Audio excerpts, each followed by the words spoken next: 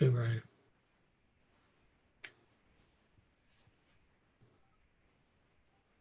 Good to go?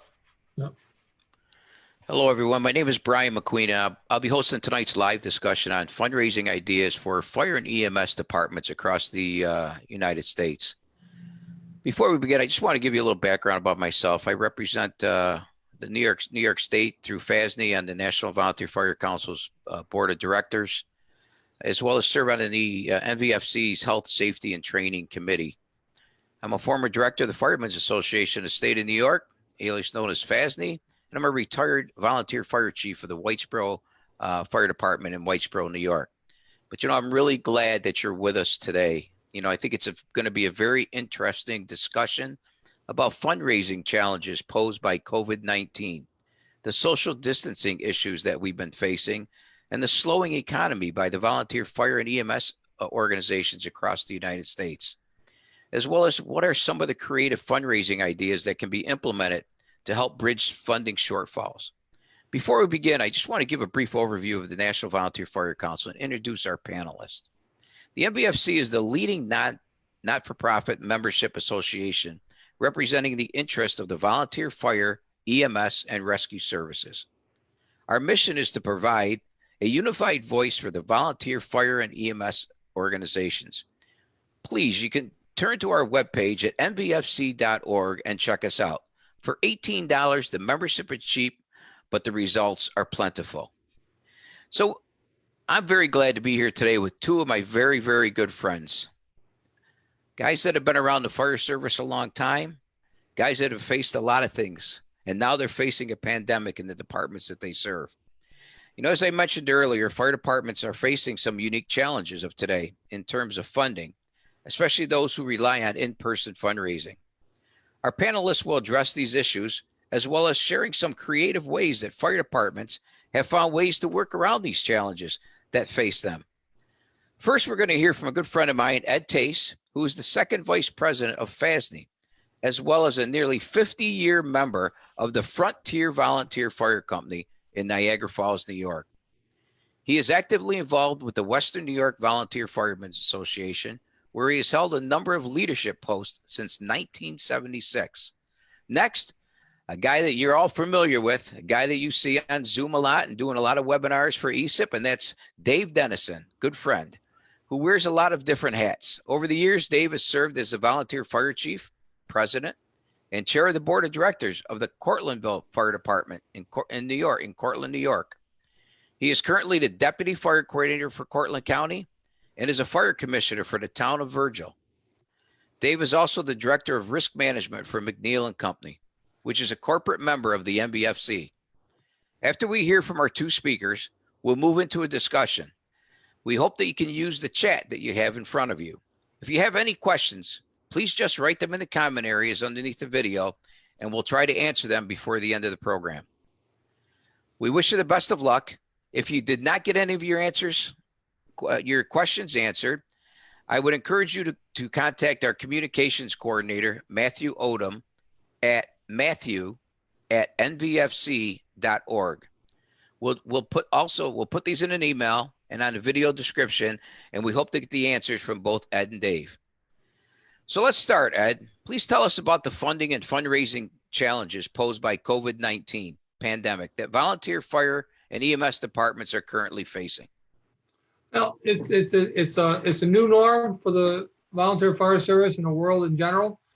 A lot of the departments themselves have lost their, started off with Lenten fish fries, their boot drives, their bingo games, their sports raffles, and some of them have had to change the way they do things.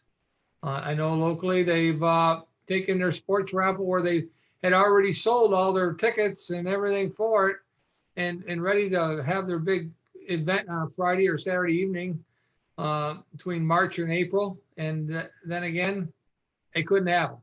Couldn't have them, social gatherings, 6 foot distance, things like that. So they turn around to Facebook Live and they had their sports raffles by Facebook Live. And it turned out to be a success. It drew a lot of attention to the new way of doing things. I I know I spoke this afternoon with the president of the Firemen's Association of the State of New York out of Nassau County, and he was saying that his departments are doing GoFundMe pages to look at alternative ways of getting their boot drives and their mailers and things like that for their fundraisers. It's going to be a new norm. It's going to be interesting how these people can overcome these. I've seen the drive-through chicken barbecues. I've seen the drive-through fish fries that the departments do. One of them in locally here does a drive-through beef on weck, and they just come in, they get their stuff, and they move on, But again, it's the opportunity for the volunteer fire service to see their community and let them know that we're still alive and we're still we're still a service to the firefighters, the residents of New York State through the volunteer fire service. Because we're in this for the long haul, Firemen's Association of the State of New York's been in existence for 148 years. And we're continuing to move forward. Things are changing. Everything's changing. And today we're not only going like statements this morning was we're in the 95th day of this corona virus that we're dealing with. And we're into the 10th day of the riots throughout New York State, which is also affecting the fire service, and the EMS services. We're going strong. We're still here to service the public. And that's what I can say for you, Brian. Thank you. You're muted. Thanks, Ed. We greatly appreciate the support that FASNY has given the National Volunteer Fire Council, and the support that FASNY has really given to their volunteer firefighters across New York State. It's a great organization, and I know the volunteers do appreciate it. So thanks, Ed. We'll get back to you with some questions because I see some of them are starting to line up. So we'll move on to Dave Dennison. Dave, please discuss some of the ways that you've seen the volunteer fire and EMS agencies deal with this pandemic and the issues that we face with social distancing and COVID-19. Brian, thanks for having us here, and be glad to do that for you.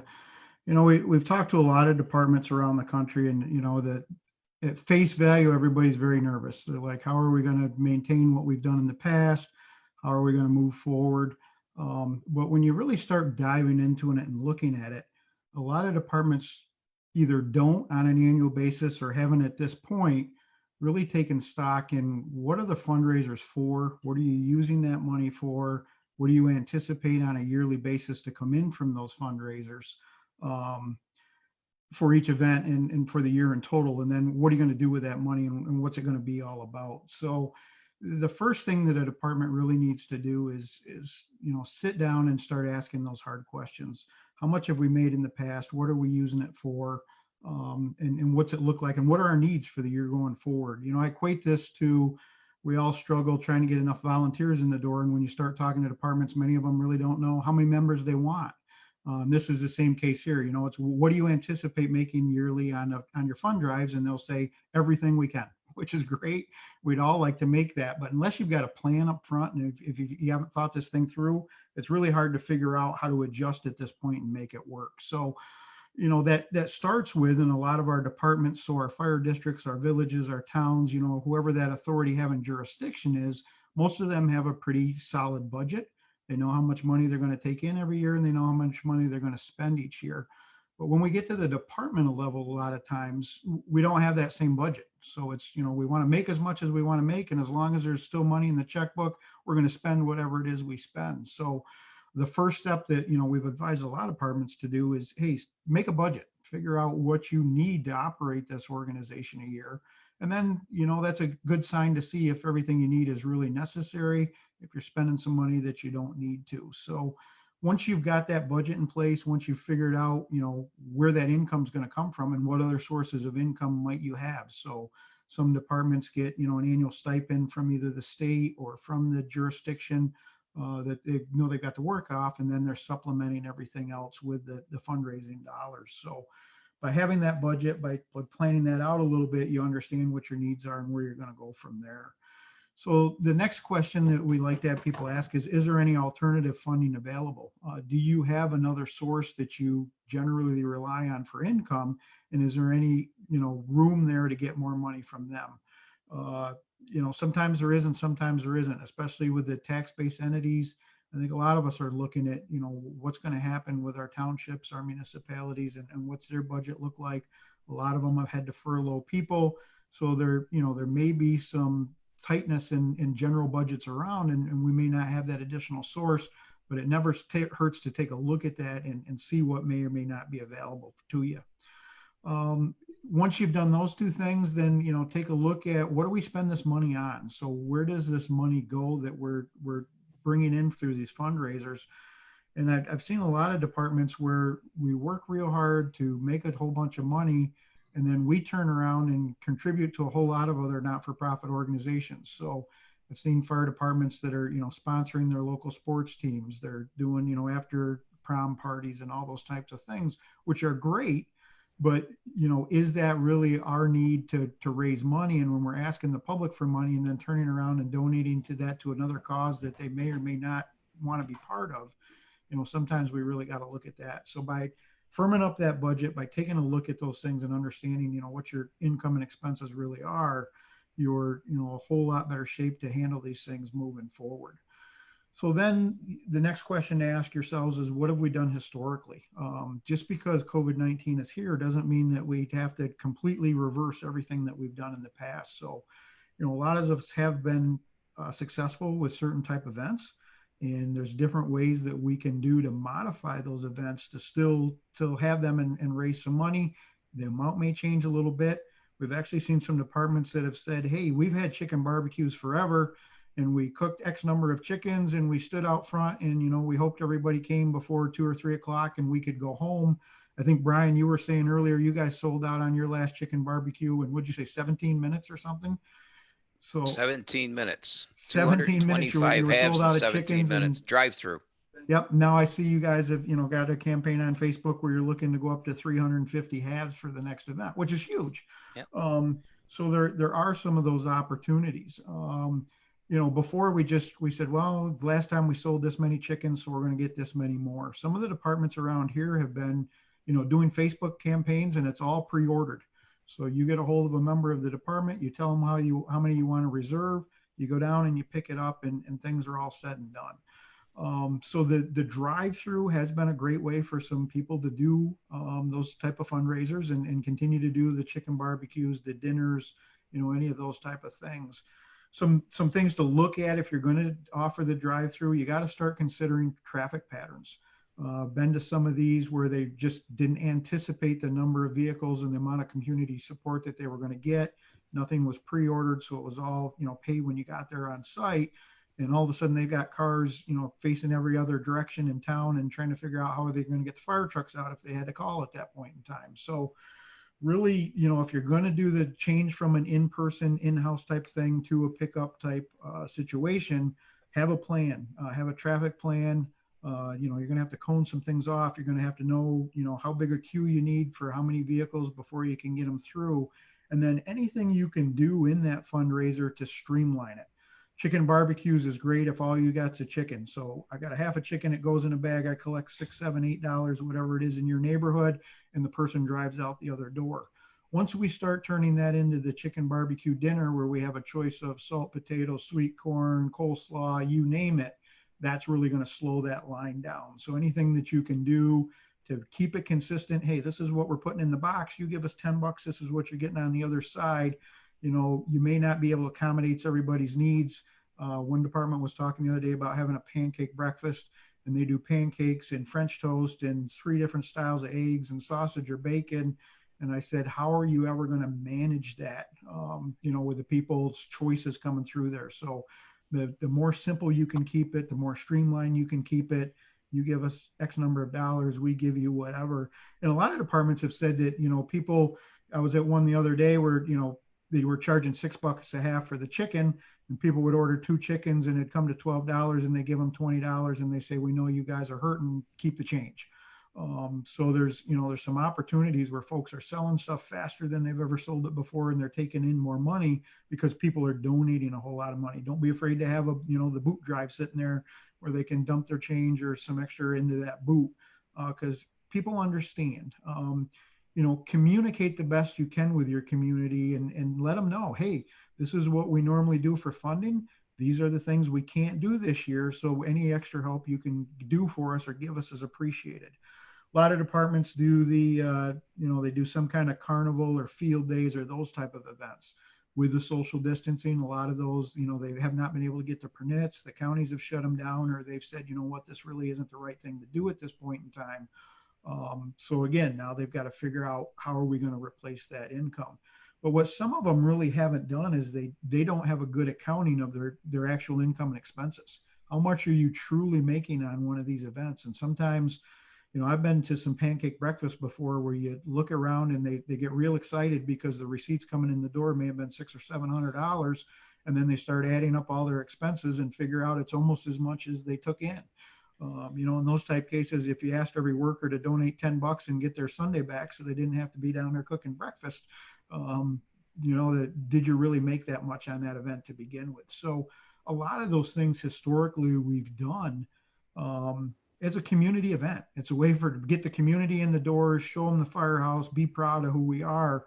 If we are losing that component of it, it all basically comes down to, are we making enough money on this event to pay the expenses? And sometimes we aren't. So, take a look at those things. I've seen some towns where they're normally holding field days this time of year. Some of the local businesses have stepped up and said, hey, we support the local fire department.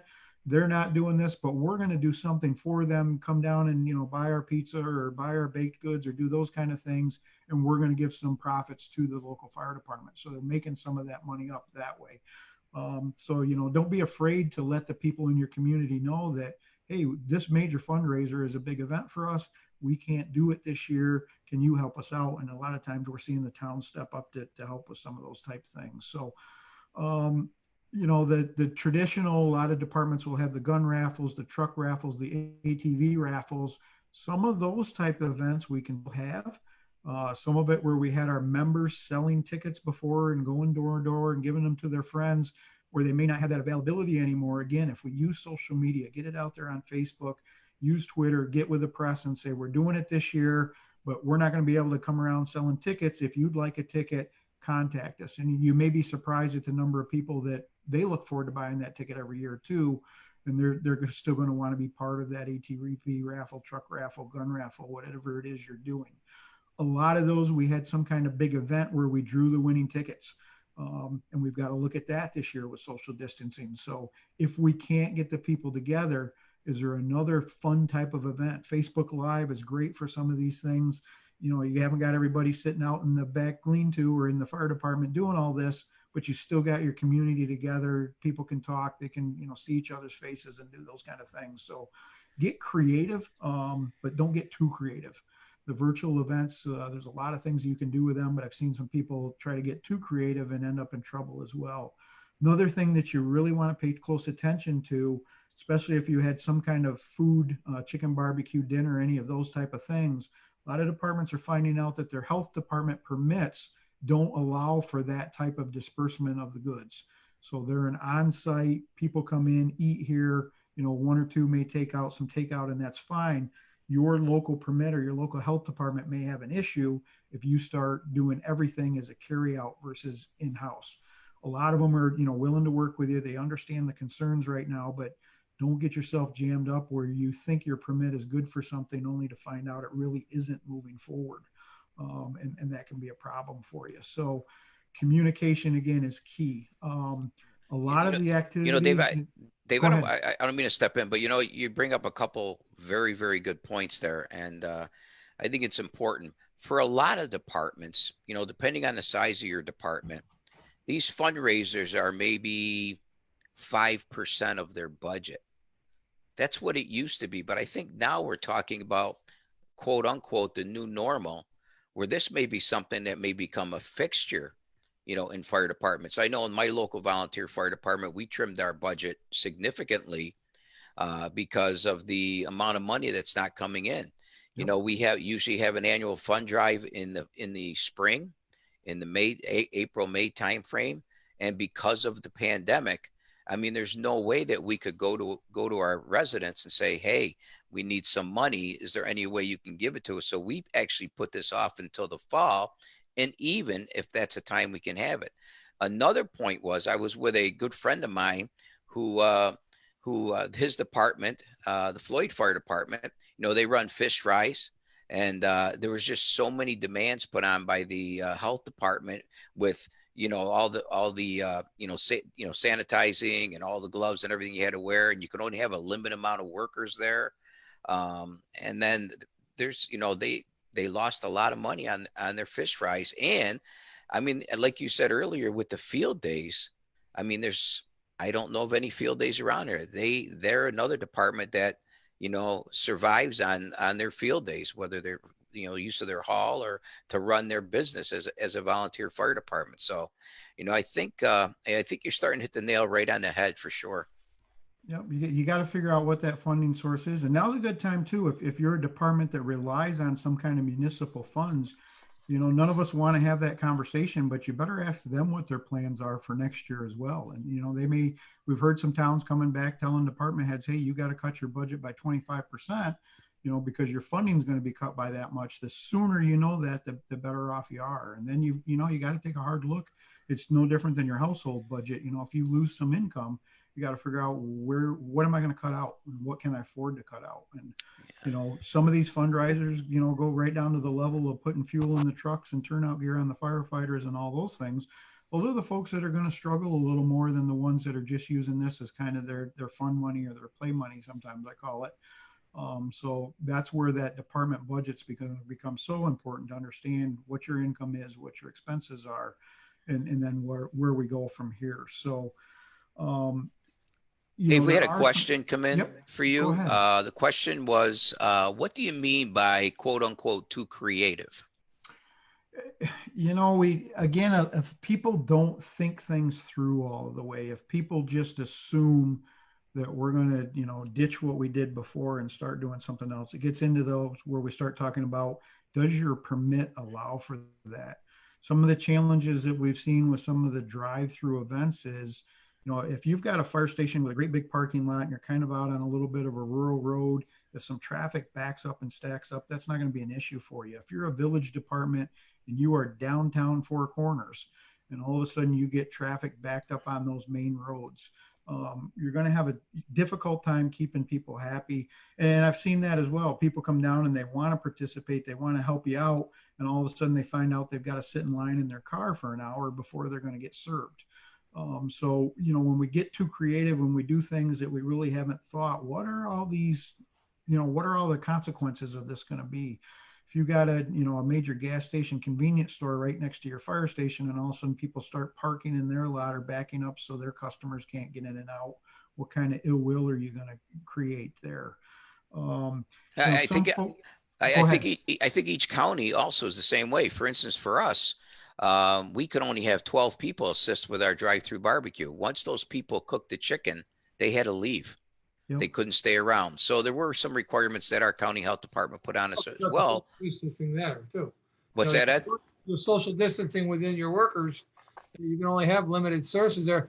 And at the same time, you with your manpower and being able to continue the service to your community, you've got to make sure you're not burning those 10 or 15 people out that's working those chicken barbecues or those fish fries or whatever you're having.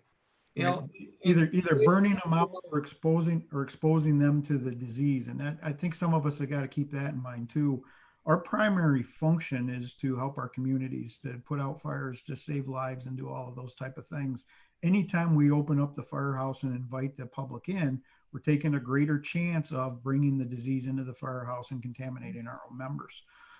So, we got to think about what is our primary mission and what's that look like. I've seen some folks that have, they've started doing some of these virtual events. I know departments that have, started the GoFundMe sites and those type of things. Keep in mind when you do that, you always want to ask yourself, what is this site taking as a commission? What is this site charging us for doing this? And are they getting a cut of this? Is there some other way that we could do it by either some of our own local talent or some other folks, in our community that might be willing to give us a hand to do a similar type fund drive without having somebody else take a part of it or a commission out of it. I've seen some departments, that the telemarketing folks where they call for an organization and, request funds from everybody in your community. And then when you look at the percentage of the funds that you actually get as the organization, it's not great. And you want to make sure that those contracts are clearly spelled out. And unfortunately, we've seen some folks coming out of the woodworks that are trying to take advantage of the current situation as well. And they're saying, hey, we can raise this much money, and they forget to tell you that, but we're going to take X percentage of that right off the top, and here's what you're going to get in the end. And once that gets out and the community finds out, a lot of people don't like telemarketers calling their house in the first place. And then when they find out that, they took a huge percentage of the profits and it didn't even get down to your organization, they're not going to be happy with that either. So, when I say too creative, I think those are the kind of things that I'm meaning is just take a look at what you're doing, take a look at what the true expenses are and what you're going to make out of that. A lot of departments have started, and they did this before COVID, and some of them had great success with it, especially in the smaller rural communities, where they have a solid Facebook page, and they get people in their community that are following them on Facebook.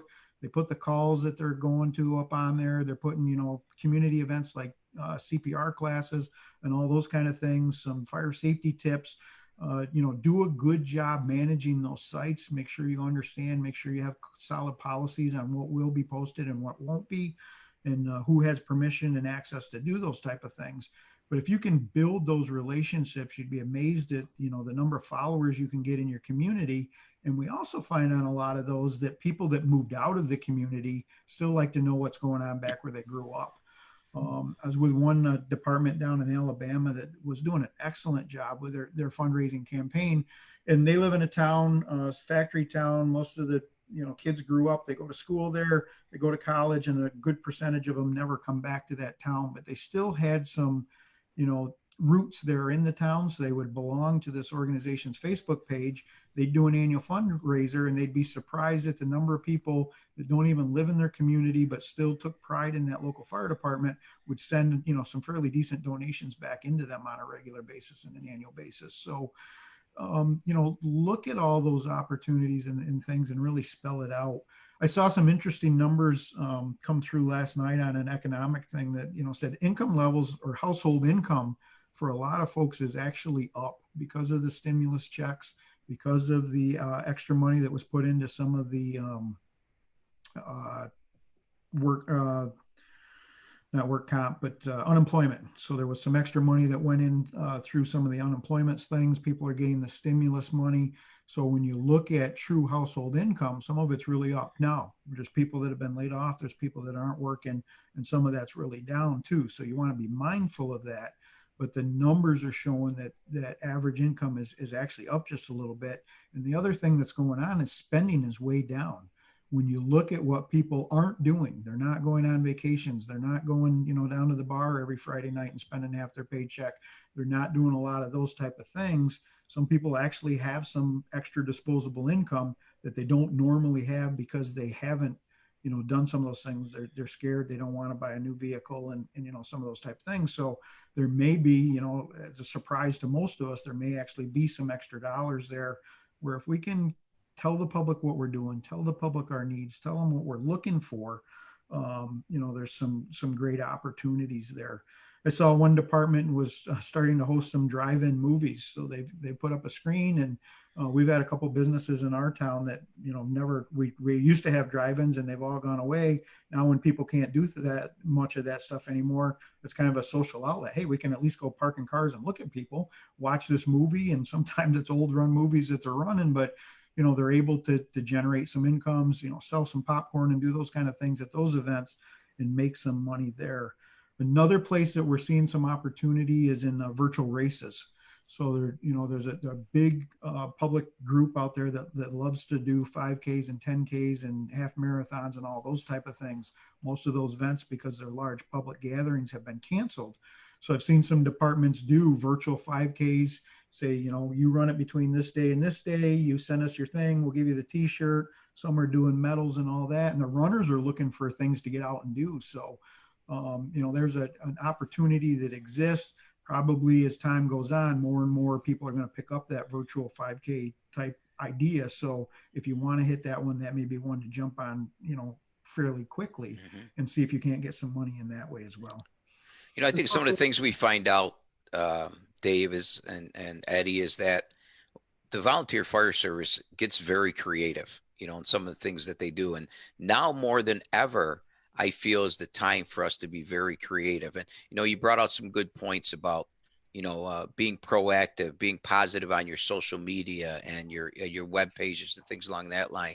And I think that's important for us to be able to share it to our residents that, hey, we're not going to go away. This pandemic is not going to scare us. We're still going to provide the service for you. And again, we may need to come back and ask you for some help. It's also, you look at the, you know, the volunteer fire service in EMS and rescue squads across the United States, and that is very, very valuable to the communities. And it's about marketing yourselves, letting the people, the public know that you are, through the pandemic, you know, they may be homebound, stuck in their home, but you're still ready and available. That's going to be at their house when they dial 911. You know, Right. We're going to be there, and you market with it, you let them know. And under this pandemic, I can honestly say, I think that I've seen more giving people because they care about what you're doing. They understand what you're doing. You know, you move forward. Dave talked a little bit about budgets and getting ready with your budgets and that. And when you're going to your towns and villages and looking for your budgets for the upcoming year, you also got to sit back and think where they're coming from, because they're losing a ton of sales tax revenue, which subsidizes their town and village budgets, you know? So you just can't go in there and say, I need it all. You got to work as a team, and you've got to, you know, be creative and be sympathetic at the same time. Right. If your town is not talking about their budget right now, if your town is not talking about some possible cuts in things, I'd be nervous, because to me, that means they're not forecasting and looking ahead at what's really there. That sales tax dollars is huge for a lot of towns. And like you said, they're way down. So some other things that, you know, you may want to look at is if you've done some kind of, there's some events that people had already sold tickets for that now aren't going to happen. What most departments have done that I've seen is they've gone back to the people and they say, look, unfortunately, we have to cancel this event. You already paid for the event. If you'd like a refund, we can give you a refund. If you'd like to carry that over to next year, we'll send you tickets for next year's event. Or if you'd like to just donate that to the department, because this is, you know, our needs, and give the people the option. But, you know, if you just let the people and say, hey, we can't refund your money, a lot of times that turns them off. Where if you say, you know, they wanted a refund until you said, hey, we'll give you one, but here's what else we'll do. A lot of times they'll go, you know what, why don't you just hang on to that? Why don't you just give them opportunities? Right. Yep. Opportunities. Right. You know, Ed, let me ask you this question. I said, you know, and I know that FASNY's been very involved with the volunteer fire and EMS department funding. Can you speak a little bit about the effects of what the reduced tax revenue would be on, you know, supporting the volunteer fire and EMS department funding? Well, it's gonna hurt tremendously the local departments. And that piece of legislation that New York State's FASNY's been fighting for years now is we're the only state that cannot charge for the volunteer fire ambulance and rescue services. You know, and if the legislation and the legislators in New York State would sit back and understand where we're coming from. Some people say the calls are down. I can honestly tell you that I see the ambulance calls in the volunteer fire service right now under this COBRA is increasing, and it's increasing really high. You know, President Klein from FASNY the other day was telling me that they answer 200 calls a day. Amazing. Up in Nassau County, and that's outrageous. You know, and it's unfortunate with the time constraints is you go there, you got to understand that you can only have 2 people on the ambulance to go in, because you've got to protect your squads, you got to protect your membership, and you you got to look at it a whole different way. It's not just run in and run out anymore. You got to call dispatch because they may have answered the 3 serious questions of the virus. You have a fever, you have a cough, difficulty breathing. If they answer those, then you got to treat the call a whole lot differently, and that affects the funding. That is buying the more gloves and the mask and the shields and the gowns. That all costs money, okay? And they have to spend the money to get that. And the tax revenue that we get, again, we got it right now for the year, but the years are ending. Okay, but departments are coming into a new fiscal year, and with the revenue from the departments and from the villages and towns, I think, as like David said, if they're not asking you now to take a look at your budgets, you better be scared, because there's going to be some financial impact to the local departments from the municipalities. It has to. I can't see where they're going to say, go ahead, status quo, continue to move forward. They're going to ask you to cut just as much as they have to cut. In other words, we're going to have to do the same job, if not more, with less. Exactly. So I'm going to throw this question out to both of you guys, and I think it's really important that we get that feedback from you. How much longer do you really anticipate, the volunteer fire and EMS departments having to deal with the impact of COVID-19? Short term, long term?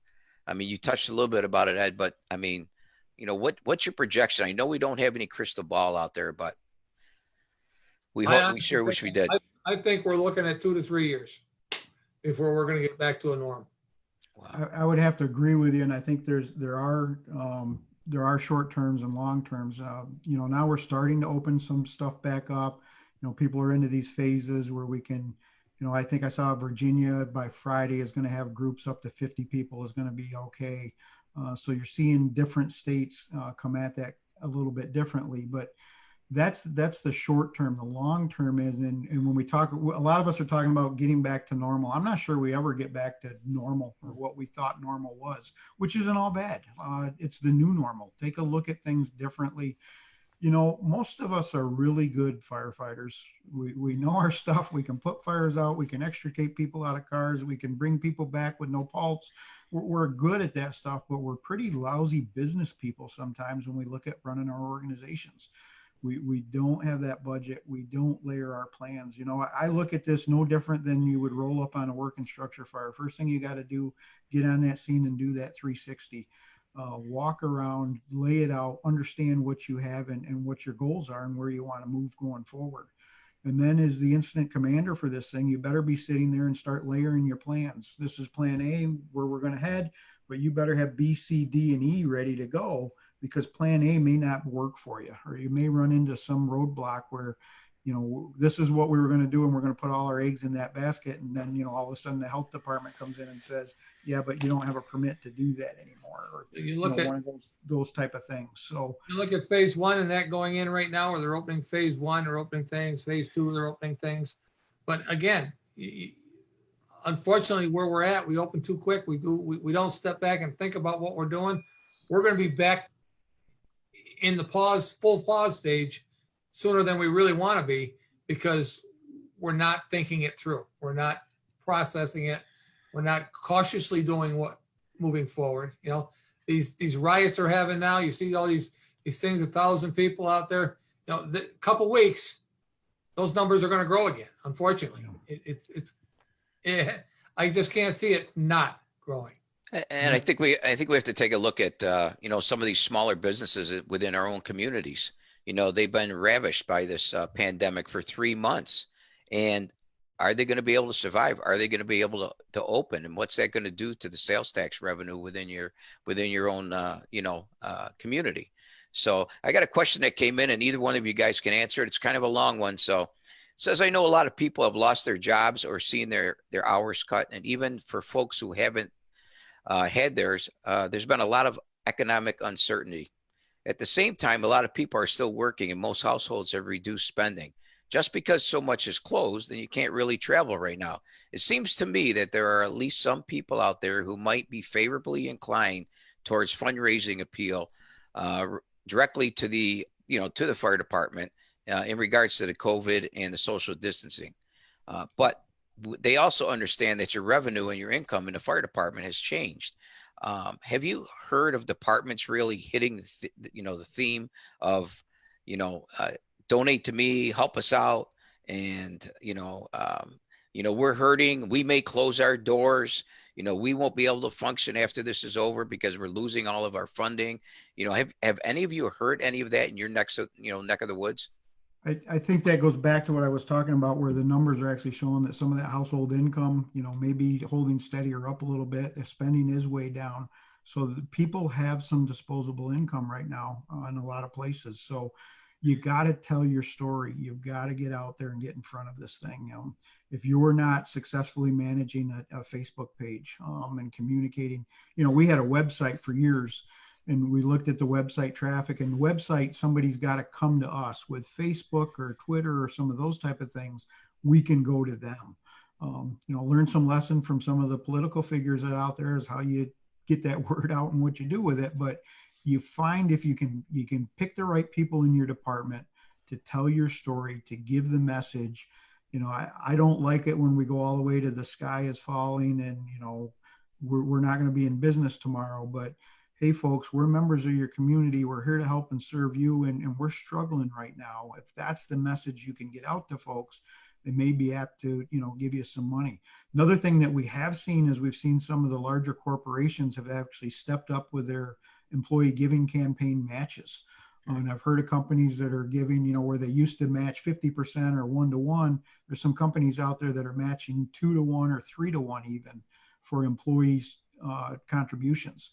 So if you can find, who those folks are and get a hold of them and say, hey, if you can spare $100 to help us out, we may end up with $200-300, net out of this thing by the time your corporation picks in. And the corporations are they're looking to help. They're looking to be part of the local communities. Brian, you mentioned, and it's a very sad thing with a lot of the small businesses are taking the brunt of this.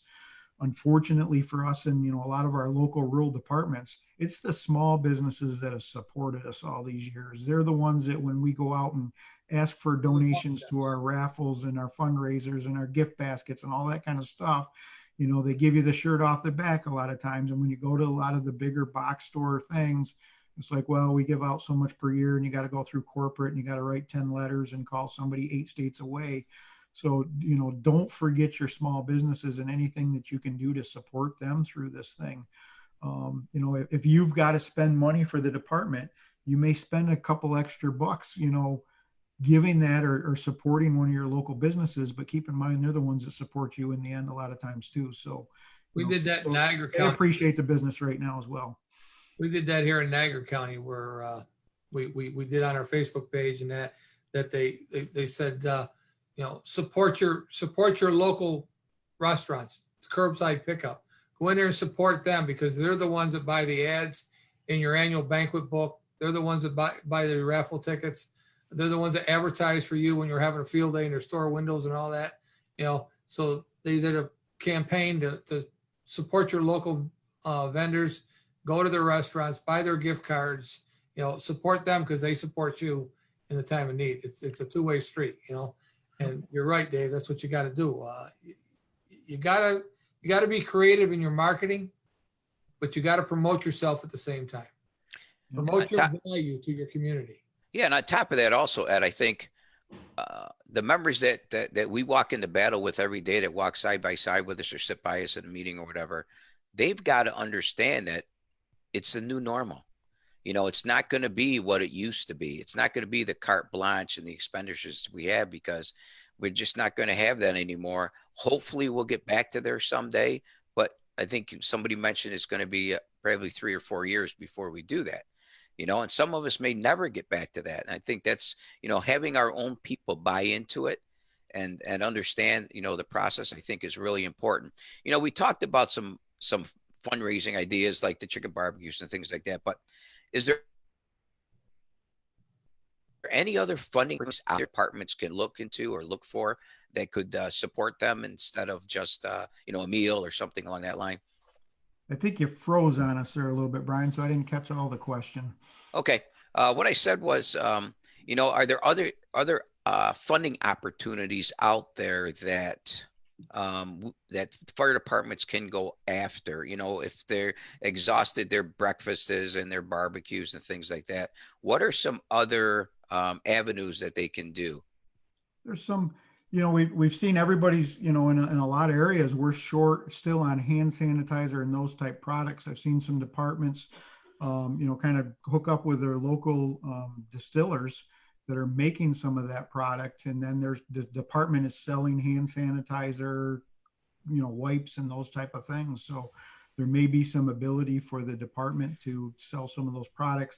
Obviously, you want to make sure that it's a good product and know that it's, what it says it is, and, not some cheap knockoff that's coming from somewhere that's going to cause problems out there. But if you can get a hold of some legitimate product and help sell that, some departments have made and sold some pretty creative masks. I saw one department took a whole bunch of old t-shirts that they had and cut the insignias off them and made masks out of those. So people were walking around town with the fire department logo on their mask. I mean, I thought that was kind of a cool idea. And then they did that as they were giving them away for free, asking for a donation. And they said they probably made more money doing that than they would have just to set a price on the mask and try to sell them. So if you can, and it kind of goes back to your last question, if you can let the community know what you're doing to look out for them, let the community know what you're doing to help them, and then at the same time communicate your story. We're trying to do everything we can for you. We're struggling a little bit here as well. Anything you can do for us would be greatly appreciated. And you've kind of got a mutual, thing. Also, when you're having one of these fundraisers, if it's going toward a specific goal, or you're going to, we got to purchase we're going to purchase a new ATV with it, serve our community better. We're going to buy turnout gear. We need this to put gas in our trucks. We found that if you tell them what the cause is, they're a lot more likely to donate than if you just say, hey, we need money. Because some people out there, well, what do they need funding money for? We, saw them out there drinking beer the other night. Am I donating money so they can stand out there and drink beer? So you've got to, the more you can do to communicate what that mission and what that purpose is, that helps. Saw one department that, was doing the birthday community calendars, where they sell ads on the calendars, or they sell spots where people can put their grandchildren or their children or their coworkers or whatever's birthdays on this community calendar. We used to see a fair amount of those. I think those have dried up in a lot of communities, but some people are resurrecting that and finding that's a way that they can, again, use a third-party vendor to help them with some of these fundraising activities. When you do that, just make sure you understand what the contract is and what you're truly going to make out of it. Right. We had a question come in. It says, since the volunteer fire departments by nature of all our activities are looked at as focal points, I think you touched a little bit about this, Dave. Would we do well to create a campaign to support our local businesses as a goodwill feature? And in the future, that may pay dividends for us. So normally before our department meeting, we have a meal. So people come down, we try to do our truck checks. We have some kind of meal for the members. We've been holding our meetings on Zoom because we haven't been getting together in the firehouse and, trying to do the social distancing and all that kind of stuff. Last night, we went down to one of the local ice cream shops and said, can we set it up so our people can come down here and get an ice cream before they attend the meeting? Or, they could take it home and do the Zoom meeting, whatever that looked like. And they were thrilled to death to do that for us. It kind of gave a little perk to our folks that, something that they haven't had in a while, that they got something back out of. And when I went down to pay that bill today, I can't tell you how thankful that business was for what we had done for them. And I said, in the future, if we need something, they're going to be there for us as well. So, you can, and, advertise that. Hey, we had a great night tonight. Our members, were treated to free ice cream down at such and such, and, help them support their cause and their business as well. So, one hand scratches the other. I think one of the most important things also is know your community. Yep. Know exactly what your community can do. I mean, what they're capable of doing. And I think bring them on board with you. Maybe bring some of those community members on board and say, hey, what do we want to do? What can we do, to tie your community in? Because let's be honest, the volunteer fire departments are a focal point in many of our communities across the United States. Especially today when you're going out into the 7-Elevens or shopping rights or the Yellow Gooses or whatever you're going into. If you got a fire department t-shirt, that says, I'm a volunteer with such and such fire department, wear it. Show them your pride. Don't run behind and hide it. Show them that you're pride and you're excited and you're proud to be a member of the volunteer fire service. Let them know that you're in there spending your money in their store and thanking them for staying open and being available to you as much as they're going to say thank you to you for serving. I was in Top Supermarket the other day and I had fire company hat and t-shirt on. Lady stopped, she wanted to talk to me for a half hour about how much she really appreciated the volunteer fire service, and Did you carry your groceries out for her, Ed? No, I held the door for her as she was getting into her. But it's things like that can really promote the fire service. We've seen even outside of COVID, some organizations hook up with local businesses and maybe do a delivery night or one of those type of things. Now you've got a lot of people that are getting home delivered meals that used to go out to eat and those type of things. Maybe you can hook up with your local pizza shop and say, we'll supply your delivery people for a night. If you can help us a little with some of the proceeds, and they may look at that and say, you know what, we'd like to give our people a night off. We'd like to, some help doing that. So, start talking to those folks and, understand their pain, understand what their needs are. And that's where it goes back to, we talked about earlier, you might be able to get creative with some of these ideas and do things that you've never thought of before that they can really use a hand with. Yep. That's a very good idea, Dave. Excellent. We're winding down. Our time is winding down. We're going to open it up and let you, both of you, give some closing comments, and then we'll close out. But, we greatly appreciate both of you and what you do for ESIP, Dave Dennison, and your community, and for your community and for FASNY, Ed Tase. We greatly appreciate for you being on board today. But if you'd like to have some closing comments, please do. Eddie, you'll go first. Go ahead, Ed.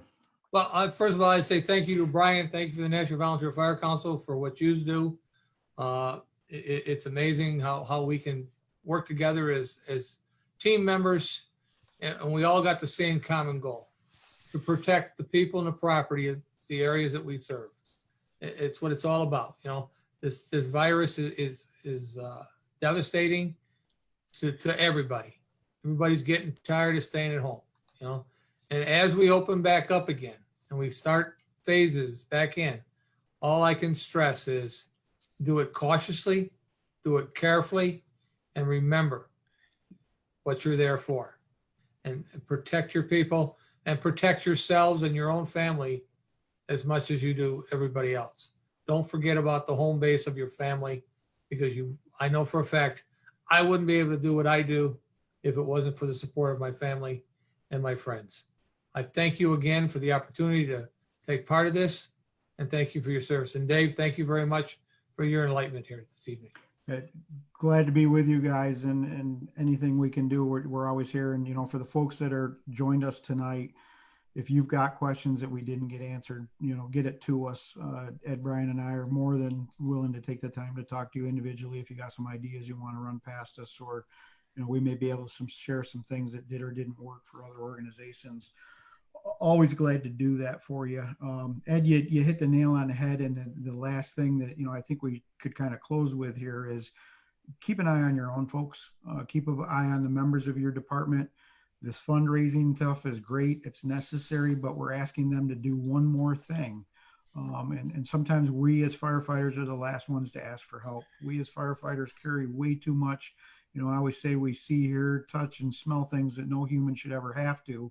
Make sure you're checking in on your folks and seeing how this is affecting them, not only with your department, but things that may be going on with home that, maybe you can help out them as well. So don't forget each other, look out for each other, and be safe. And this isn't going away anytime soon.